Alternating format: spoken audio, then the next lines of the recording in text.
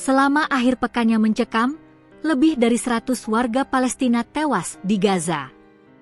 Hanya dalam satu hari, Minggu 3 Agustus, 44 nyawa melayang termasuk 22 orang yang tengah mencari bantuan makanan. Dan di saat dunia menangis, seorang menteri Israel justru memicu amarah global dengan menyerbu Masjid Al-Aqsa. Inilah provokasi yang bisa memicu ledakan baru di Timur Tengah. Sabtu dan Minggu menjadi hari-hari paling kelam bagi warga Gaza. Total 106 orang terbunuh dalam 2 hari, dan angka ini masih bisa terus bertambah.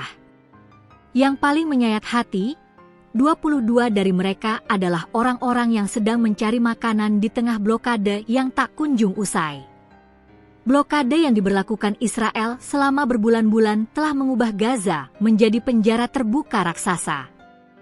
Kelaparan melanda di mana-mana. Seorang remaja 17 tahun yang sebelumnya sehat dan atletis, Abu Hatter, tewas akibat kelaparan. Ini bukan sekadar krisis kemanusiaan. Ini bencana yang disengaja. Di tengah penderitaan warga Gaza, Menteri Keamanan Nasional Israel, Itamar Ben-Gvir, justru memicu amarah dunia. Pada hari suci Yahudi Tisha B'Av, ia memimpin ribuan pemukim ekstremis menyerbu Masjid Al-Aqsa di Yerusalem Timur.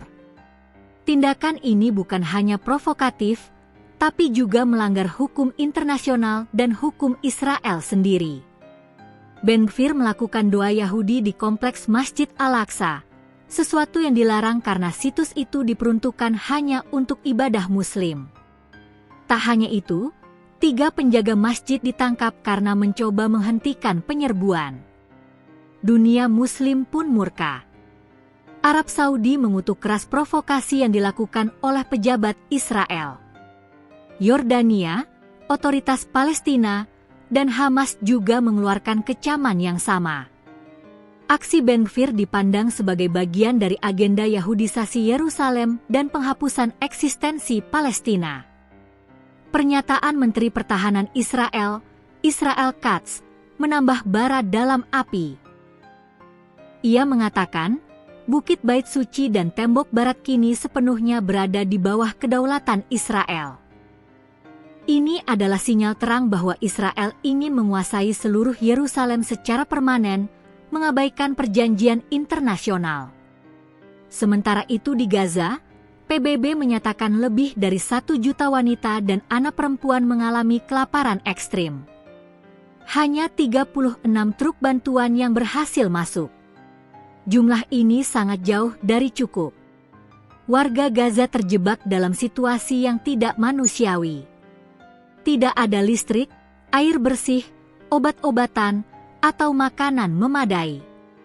Semua ini terjadi di abad ke-21, di bawah pengawasan dunia internasional. Di tengah kabar bahwa Hamas akan melucuti senjata, kelompok tersebut membantah keras. Mereka menyatakan bahwa pelucutan hanya akan dilakukan jika negara Palestina merdeka benar-benar berdiri. Hamas masih menjadi simbol perlawanan di tengah kehancuran. Namun, pertanyaannya kini, akankah dunia membiarkan warga Gaza terus sekarat? Atau akan ada tekanan internasional nyata kepada Israel untuk mengakhiri pengepungan dan kekerasan? Serangan ke Gaza bukan hanya soal politik. Ini soal kemanusiaan. Dan penyerbuan Masjid Al-Aqsa bukan sekadar simbolik. Ini bentuk perampasan kedaulatan yang dapat membakar kembali seluruh kawasan. Suara dunia sangat penting. Suara Anda juga penting. Jika Anda peduli pada keadilan dan kemanusiaan, sebarkan video ini. Mari bersama-sama menolak pendudukan dan kekerasan.